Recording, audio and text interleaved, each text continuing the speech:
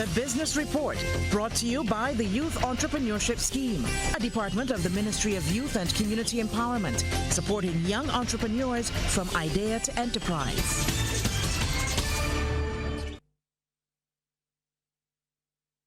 The central bank is continuing to lay the groundwork to facilitate digital payments for government. Governor Cleviston Haynes says they're fairly advanced in the process. He says once suppliers provide government with their banking details, they can begin to receive payments through the automated clearinghouse. Meanwhile, an admission tonight that Barbados will have to adapt to the requirements of the digital age in facilitating payments. It comes from Governor of the Central Bank, Cleviston Haynes, during an exhibition featuring currencies from around the world. The exhibition, being hosted at the Central Bank's Currency Exchange Building, is called Window to the World. More Barbadians have been using debit and credit cards to conduct business. They've also been using digital currencies to a lesser extent, which Governor of the Central Bank, Cleviston Haynes, says is pushing Barbados to accept these forms of payment as the way to go.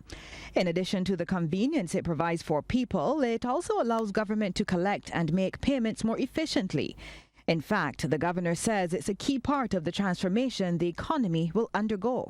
Being able to collect and make payments more efficiently is a key part of the transformation that this economy will undergo. It has the potential to enhance productivity and overall competitiveness. We are committed to working with government to improve the payments infrastructure, including through the reduced use of checks and cash. We believe that this will contribute to speedier and more secure settlement of transactions. But even with that admission, Mr. Haynes says it does not mean that paper money will die. A wholesale shift to digital payments or even debit and credit cards has implications for financial inclusion. For the traditionally unbanked, access to cash also allows participation in the economy. The same is true of many older persons and other vulnerable members of society. Cash also serves as a backup in the event that the networks that power other forms of payment go down during and after a natural disaster or due to technological glitches or security breaches.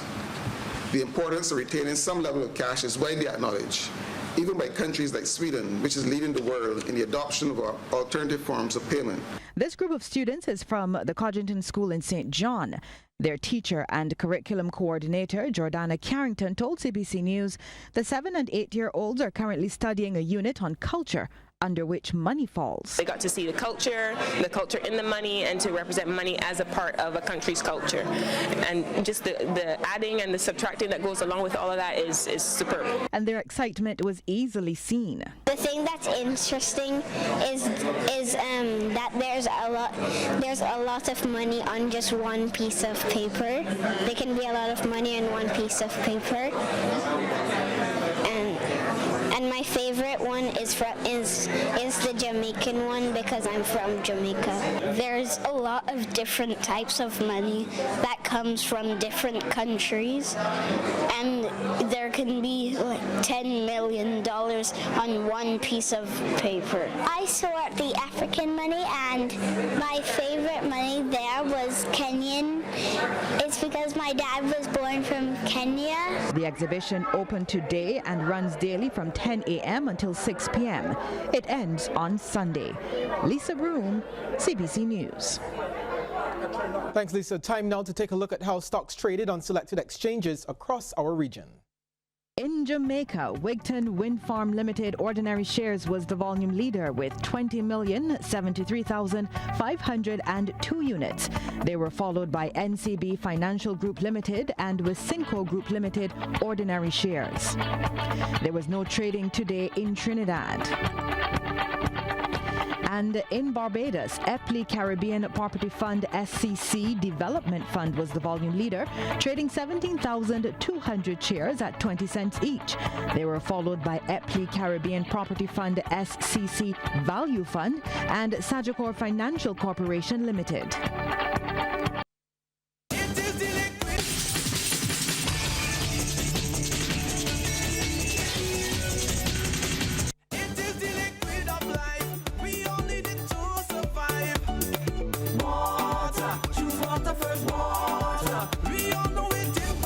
Should be enjoyed by all of us. Talking about water. Water Wednesdays this week is all about helping you to conserve water, and it's the message that we at the Barbados Water Authority are trying to get across to you, our customer. John Yard, you may remember him. He gave us that introduction a little while back to the meter program when there were new meters, not so new anymore, but they play a critical role, and they can play a critical role in helping you to conserve water at your home or business. John, there are some simple things that Barbadians can do to conserve water, and the BWA has been trying to get that message across for quite some time now.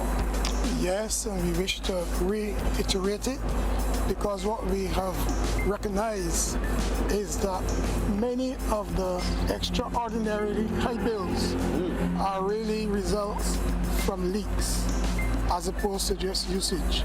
So we want our valued customers to be aware of that and to have some preventative methods in place. For example, we've had some instances where a customer rushing off to the airport, the last thing they did was to flush the toilet. The house was empty, but what did not occur is that flap did not come down. And while they were having their holiday, the water was running. Actually, one of our inspectors found it out and turned off the valve. Wow. However, by then though, the bill was over $2,000. You can imagine then what happens when the customer, no one was at home, the house was empty. But in essence, water did flow. Yeah. We've had other instances because the flap never came down. We want customers to ask the neighbor, but pay attention, leaving an empty house does not mean the water is not flowing. It is true. Right? We've had instances too where you flush it, but the chain goes and it lodges under that rubber.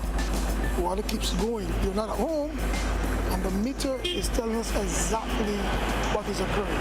And speaking about that meter, I remember you telling me in that previous episode of Water Wednesdays about that critical plus sign. Yeah. And when the plus sign is up and you think no water is running, that means there could be a leak somewhere on your property, and that could play a negative or have a negative impact in terms of water conservation. It does. Because what we do is make sure that no one in the house is using any water. And once no one is using water, and that plus sign and flow rate, because our technical guys will also look for the flow rate. And once the flow rate is on, it says to us water is escaping somewhere. And what we do, encourage the customer to get the plumber, or our technical team will assist them in trying to locate where this leak is. You know, but there's some things that we want to encourage people to do. Take a water audit. You know, a customer themselves can do their own water audit. For example, once they understand how the meter works, you recognize that my reading is 672 Friday, and I usually wash on Saturdays the third week. Let me see what it is come Monday. Or I use 4 cubic meters or 5 cubic meters. If the household uses 1 or 2 cubic meters and you decide to have your own water audit, we're going to see what happens every week. Then you're on top of it. Actually, we share that with business people. Do your own water audit. I have an idea what is happening monthly. How much you're using? How much you're using. You know, so that you can control that information and be on top of that. Anything out of sort, you can then call us or call your plumber. But we want them to begin to take the initiative, because it gets pretty expensive, and then, you know, we have to come and help them, and it is tough, because who wants a bill for $3,000 when you kind of nipped it in the bud by just having a look at your meter at least every Sunday, every Saturday. Designate a member of the family to say this is your week too. If you have difficulty in reading it, call us. But we want you to take that and run with it. Control your water, you're controlling your purse. And we'll be talking a bit more about using the meter, showing you how to do that water audit right here on Water Wednesdays next week. To view this or a previous episode again, please visit our website, www.barbadoswaterauthority.com. You can go to our Facebook page and get all the information you need there as well, or just type Water Wednesdays in YouTube. You can definitely find us there. It is the liquid of life.